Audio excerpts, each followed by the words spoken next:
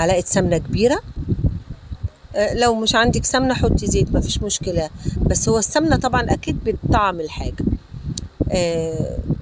دي سمنة بلدي، انا ببقى مسيحاها كده وبحطها في علبة في بطرمان في اي حاجة. بصل مفروم، بصل بقى على قد ما تقدري، يعني دول مثلا انا فرمت حوالي 5 بصلات كبار. كل ما بتحط لها بصل الاكلة دي كل ما بتبقى حلوة وبتديكي نتيجة احلى. اهو حطينا البصل،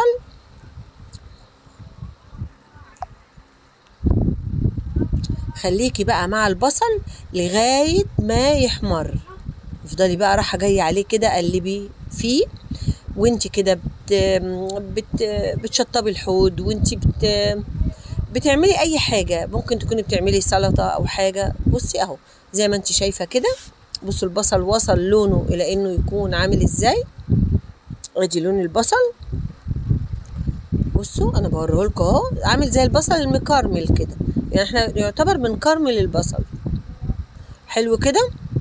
تعالي بقى نص كوباية طماطم معصورة اهو، نص كوباية يعني على قد ما في ناس بتحب الطماطم كتير في الاكل، وفي ناس ما بتحبهاش كتير، يعني دي كده حوالي نص كوباية، نص كوباية كبيرة اهي. حطيتها على البصل وهنسيبهم بقى مع بعض ياخدوا ويدوا مع بعض كده في الغليان.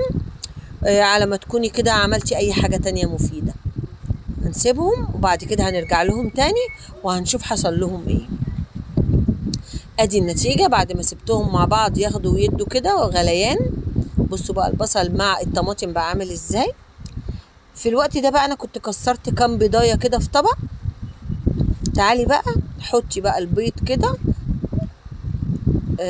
ممكن تفتحي فتحة في قلب البصل بالطماطم اللي انت عاملاها دي، مش عايزة براحتك، يعني انا حذفت اهو كده البيض عشوائي، ويعني ما فيش مشكلة، هيدي النتيجة اللي انا عايزاها برضو في الاخر.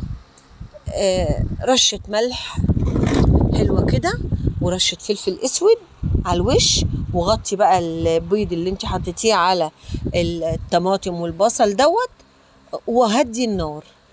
وبرضو ايه يعني خليكي رايحة جاية كده عليه، تبصي عليه تشوفي ايه الاخبار. واعملي اي حاجة تانية، اهم حاجة توطي النار علشان ما يتحرقش. وهوريكم برضو النتيجة بعد ما وطينا النار. بصوا كده اهو، شايفين